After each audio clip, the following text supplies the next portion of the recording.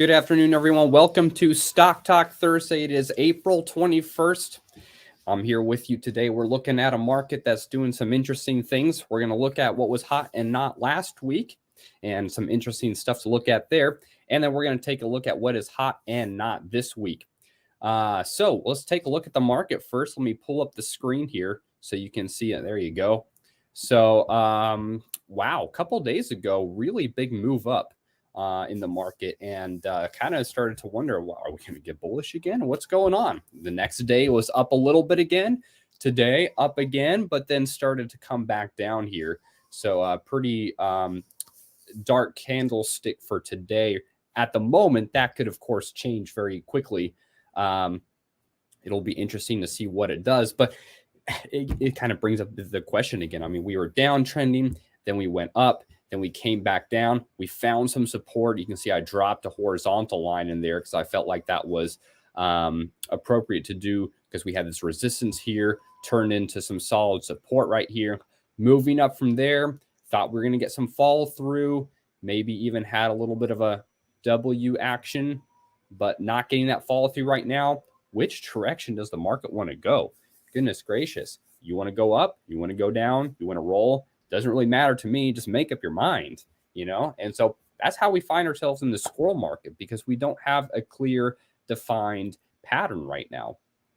We did temporarily here where we were downtrending, and then we kind of raced up and we're like, oh, all right, are we going to be uptrending? And then it came back down. So still in that squirrel market. And of course, that's going to mean more difficult trading because we have less of an edge. For a lot of us, that might mean taking a break from trading or just doing some paper trading. For a lot of us, that might mean smaller position sizes as we want to protect our capital in a market that's not really making things easy for us. So, you know, what are you going to say, right? A lot of us are a little bit frustrated with it, and it's not one of those things that we need to get mad about. I mean, it's okay to be a little frustrated, like, hey, you just wanted to do something. You know, it definitely makes it difficult. But let's go ahead and one last thing I want to say on that. You know, here's where it really pays off to be patient. In a market like this, we could jump in with a bunch of trades, get into a bunch of position sizes, all this stuff, or we could be patient and wait for the trade to come to us, wait for the pattern to come to us. Oftentimes, you will find when we exercise that patience, it's in a way profitable. If you compare it to if you were to just jump in and lose a bunch of trades everywhere. So patience can be profitable when you compare it to trading without an edge. So I know that sounds boring. Of course, no one wants to hear, you have to be patient. No one wants to hear that. However, when you look back on things and you recognize that probably worked out well for me, and that was a good exercise in patience, you know, that is the place you want to be sometimes. All right, let's jump right into and see how those stocks were doing last week for what was hot and what was not. There we go. Oh, and again, I forgot to mention this at the beginning. I usually do. Feel free to throw in your comments and your questions in the comment box. Both YouTube and Facebook should have that option for you.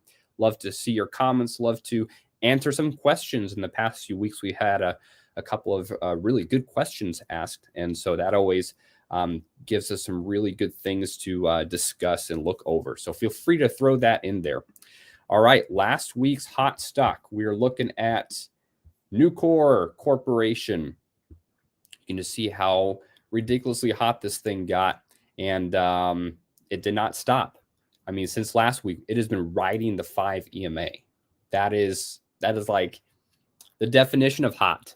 If you're riding the 5 EMA, and today, massive move up. Now it's been coming down quite a bit. I think you know, that dark candlestick on the S&P here got to it. Again, this was also up earlier today, and it's been coming down quite a bit, even more now, even just since we started 5 minutes ago. Nucor also showing, you know, is giving back some of those gains, even, but that was Imagine that, at the top there where it was about at 188 or so. That's a massive clear candlestick. That would have been the biggest clear candlestick on this whole screen right now. Still up for the day, but it has been giving back some of those gains. Nucor still extremely hot though.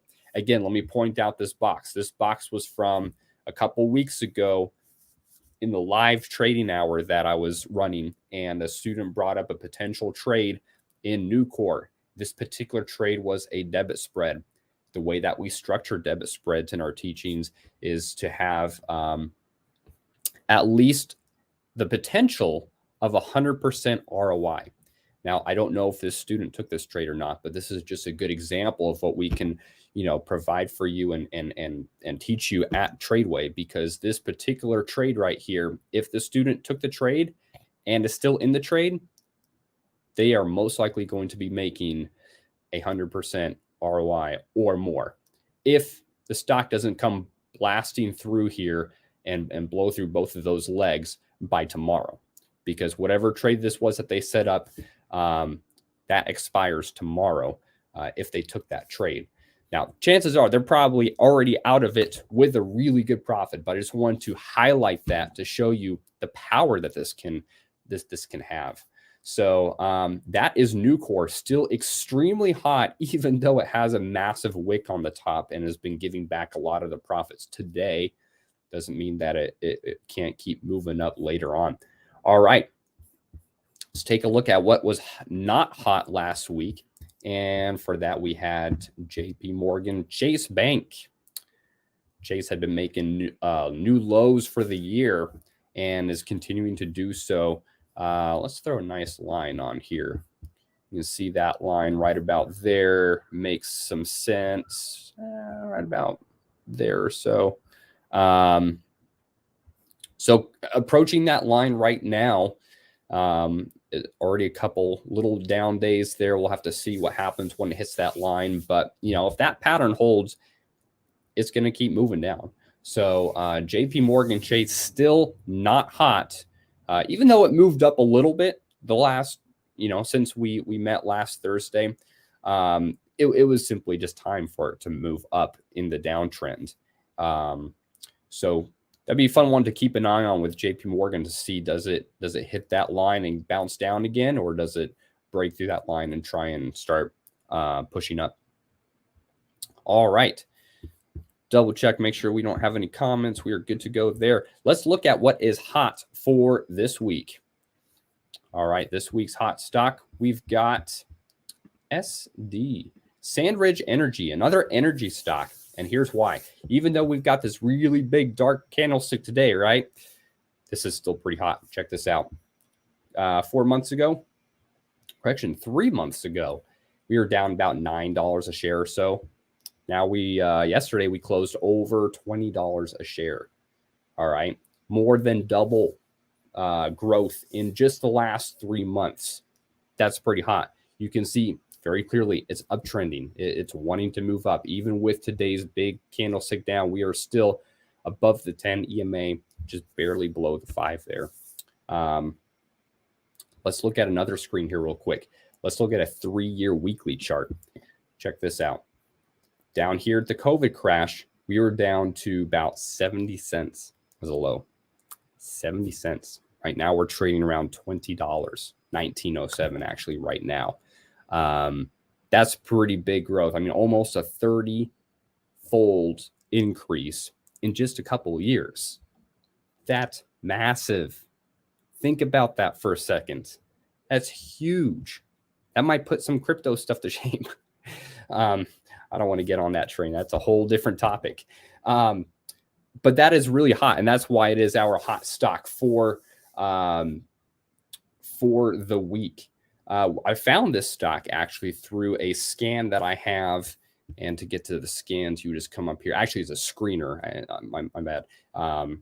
The screener that I created, where I'm looking for a specific type of strategy that we teach in our Tradeway program, and came across this stock right here based off of yesterday's candlestick.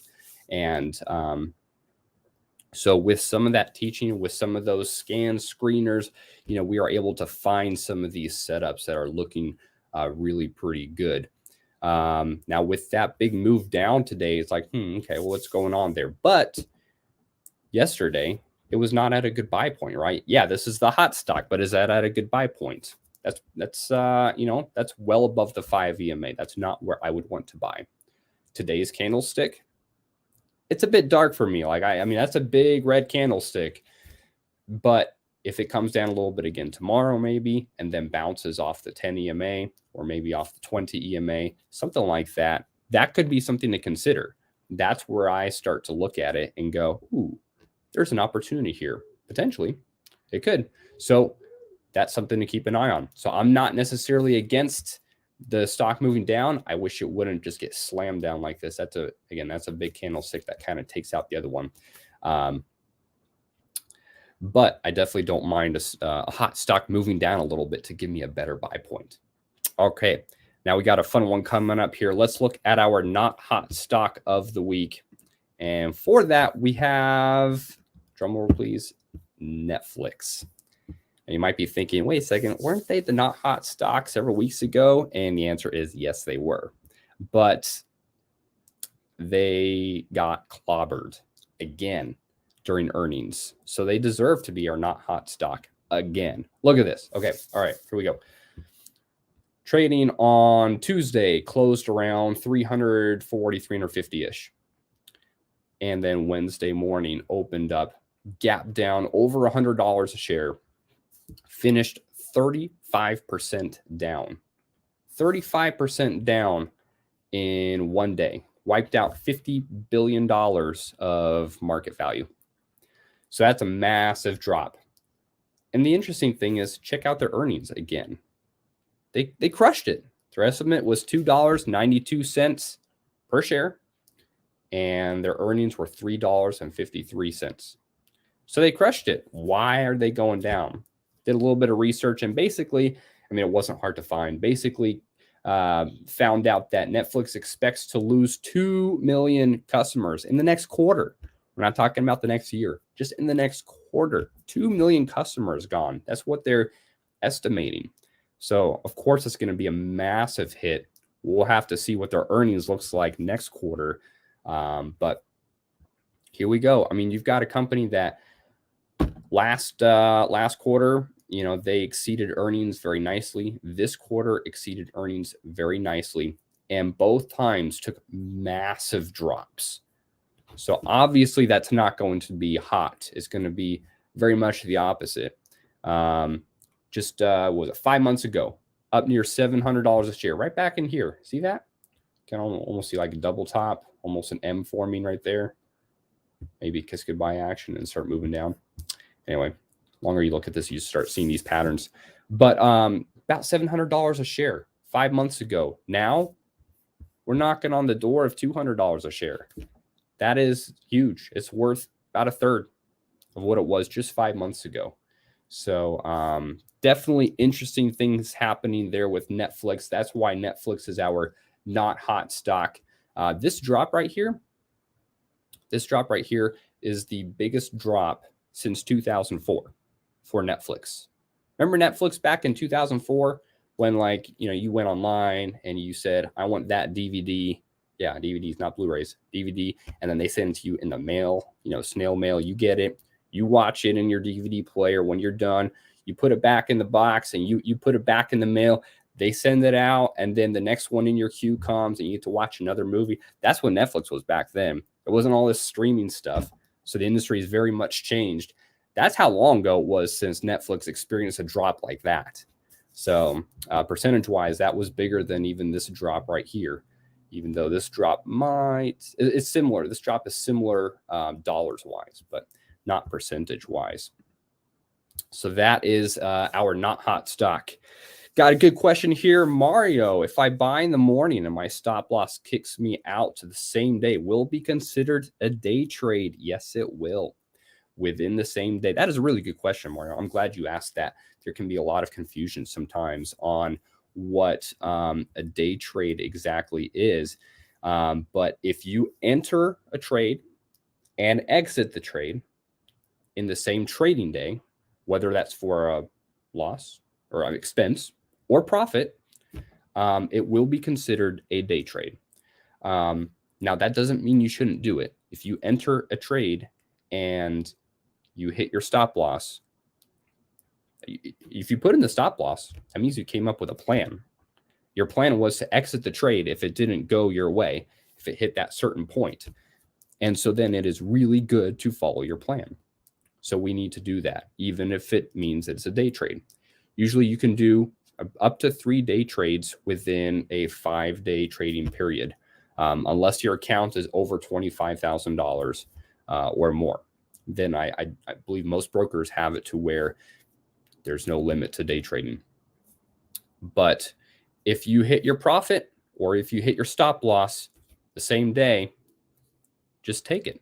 Just take that profit, take the stop loss, and it will be a day trade, but that is okay.